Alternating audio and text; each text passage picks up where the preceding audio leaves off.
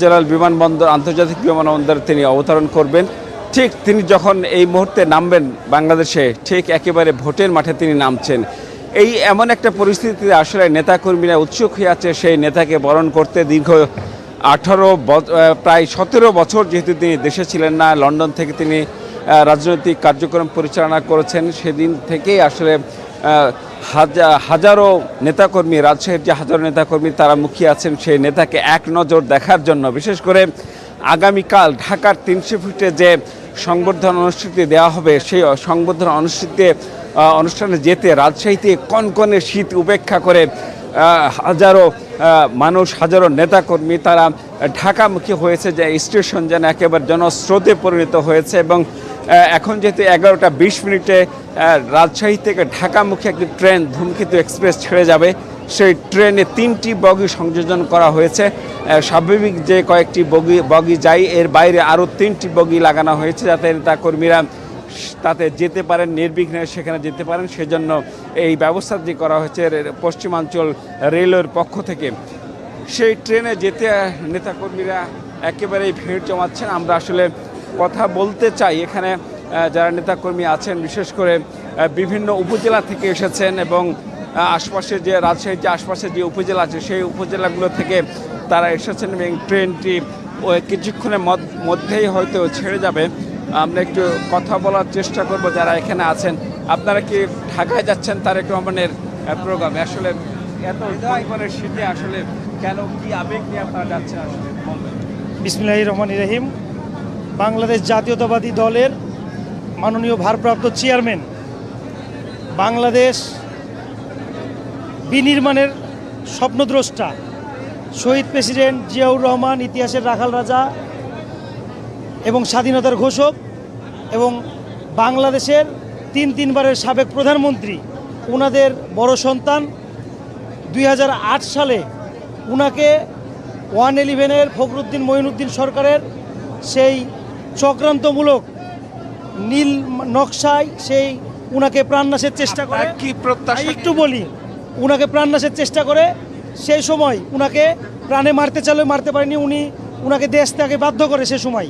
দীর্ঘ প্রত্যাশাটা শুনতে চেয়েছিলাম আমি। শুধু দেখতে পাচ্ছি এখানে শুধু নেতা কর্মী মানে পুরুষরা নয়, আসলে অনেক নেত্রীও আছেন যারা রাজশাহী থেকে ঢাকা যাচ্ছে এই শীতের মধ্যে। বিশেষ করে ট্রেনে তারা ভিড় জমাচ্ছেন, কিছুক্ষণ পরে ট্রেনটি ছেড়ে যাবে। আমরা একটু জানতে চাই আসলে কি উদ্দেশ্যে আপনারা যাচ্ছেন এবং প্রত্যাশাটা কি? আসলে দীর্ঘদিন 17 বছর পর তারেক রহমান এই দেশের মাটিতে ফিরছে, এটা তো আসলে অনেক আনন্দের বিষয়। বিশেষ করে আমাদের এটা একটা আবেগের জায়গা। আজ 2 বছর পর আমার নিজের ছেলে একটা মিথ্যা মামলায় জেলখানায় ছিল। আমার ছেলেকে আমি জামিনে বাসায় রেখে, ওকে শুধু গোসল করে ভাত খাওয়া বাসায় রেখে আমি আমার উদ্দেশ্যে আমি রওনা দিয়েছি। দেখতে যাচ্ছেন সেটা পরিমাণ আবেগ থাকলে যেটা হয়, মা ছেলেকে রেখে যাচ্ছে, তার এখানে তার বলার আর কিছু নয়। আসলে একটা মানে অন্যরকমই একটা বিষয়, খুব ভালো লাগছে আসলে। একজন নেত্রী আছেন, তার সাথে কথা বলতে চাই। আসলে যেহেতু 17 বছর পর তারেক রহমান দেশের মাটিতে আসছেন এবং তিনি রাজনীতির হাল ধরেছেন, আপনাদের দলের প্রধানতম ব্যক্তি এখন, তিনি আসলে কি বার্তা দিতে চান এবং কি প্রত্যাশা নিয়ে আপনারা যাচ্ছেন? বিসমিল্লাহির রহমানির রহিম। আমরা রাজশাহী রেল স্টেশনে আছি। আমরা রাজশাহী মহানগর মহিলা দল থেকে যাচ্ছি। জনাব তারেক রহমান যে দেশে 17 বছর পর আসছে, তিনি তো দেশটা যে অস্থিতিশীল আছে, দেশটাকে অস্থিতিশীল ঠিক করার জন্য সব কিছু দল মতো আমরা অনেকদিন ভোট দিতে পারিনি, ভোট দিতে পারি, সেই ভুলতে করেই আমরা একটা আশা করছি। আমরা সবাই যাচ্ছি। ধন্যবাদ আপনাকে। এখানকার নেতাকর্মী যারা ঢাকামুখী তার প্রত্যেকে বলছেন যে আসলে তারেক রহমানের দিকে, তারেক রহমান যে নির্দেশনা দেবেন আগামীতে, যেহেতু নির্বাচন একেবারে আসন্ন, সেই ত্রয়োদশ নির্বাচনে যারা এই ভোট দেবেন নেতাকর্মী আছেন, ভোটার আছেন, প্রত্যেকেই আসলে সেই একই নির্দেশনার দিকে তাকিয়ে আছেন। সেই কি বলবেন তারেক রহমান, আসলে এটি আসলে একটি কৌতূহলের বিষয় অনেকের কাছে এবং সেই কৌতূহল একেবারে কাছ থেকে দেখা নেতাকে সরাসরি বক্তব্য শুনে, এতদিন ভার্চুয়ালি তারা বক্তব্য শুনেছেন, নির্দেশনা মেনেছেন, কিন্তু এখন আসলে তারা সেই সরাসরি দেখতে চান, সরাসরি কথা বলতে চান। এই আবেগ থেকে, এই ভালোবাসা থেকে আসলে তারা যেতে চান। আমরা আরেকটু কথা বলতে চাই, যারা রাজশাহীর বাইরে অর্থাৎ গোদাগাড়ী উপজেলা থেকেও যাচ্ছেন অনেক নেতাকর্মী। একটু বলবেন আসলে আপনারা যেহেতু ঢাকায় যাচ্ছেন তারেক রহমানের প্রোগ্রামে বা অনুষ্ঠানে যোগ দিতে, সেই সংবর্ধনা জানাতে আর কি, স্বাগত জানাতে আপনাদের প্রত্যাশা কি? দেখুন, দীর্ঘ 17 বছর উনি দেশের বাইরে, তো একটা বাংলাদেশি মানুষ আকারে, বাংলাদেশের প্রাণের মানুষ আকারে এটা আমাদের জন্য যেমন কষ্টদায়ক, ওনার জন্য তেমন কষ্টদায়ক, ওনার জন্য আরও বেশি কষ্টদায়ক।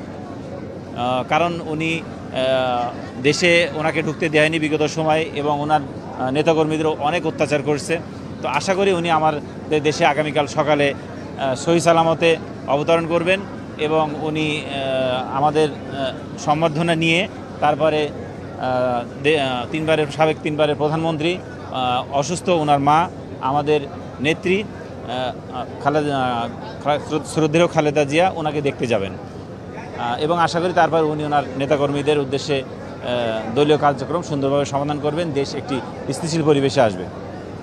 তারা নেতাকর্মীরা যেটি বলছেন যে আসলে ঘুরে ফিরে একই কথা তারা বলছেন যে বিগত 17 বছর তিনি নির্বাসিত জীবন কাটিয়েছেন। এর আগে তৎকালীন সরকার আমলে বিভিন্নভাবে নানাভাবে নির্যাতনের শিকার হয়েছেন এবং দেশ ছাড়তে বাধ্য হয়েছিলেন। যেহেতু তিনি একেবারে স্থায়ীভাবে দেশে ফিরছেন এবং এসে তিনি নাগরিকত্ব নেবেন এবং সেখানে নির্বাচনে দাঁড়াবেন এবং সেটি ভোট করবেন, সেটি একটি বাড়তি একটি আনন্দের কথা তারা বলছেন। এবং যেটি বলছেন যে এবার দলটা আসলে এবং আরও শক্তিশালী হবে এবং তৃণমূলকে গোছাতে তিনি যে উদ্যোগ নেবেন, বিশেষ করে এর আগে 2004 সালের দিকে তিনি ইউনিয়ন পর্যায়ে তৃণমূল প্রতিনিধি সভা করেছিলেন। অর্থাৎ দলকে তৃণমূল পর্যায়ে নিয়ে যাওয়া এবং তৃণমূলকে শক্তিশালী করা, তৃণমূলের মতামতকে গুরুত্ব দেওয়ার যে উদ্যোগগুলো নিয়েছিলেন, এবারও ঠিক একইভাবে তিনি এসে সারা দেশে এসে তিনি সফর করবেন এবং বিভিন্ন জায়গায় বক্তব্য দিবেন এমনটি প্রত্যাশা করছেন।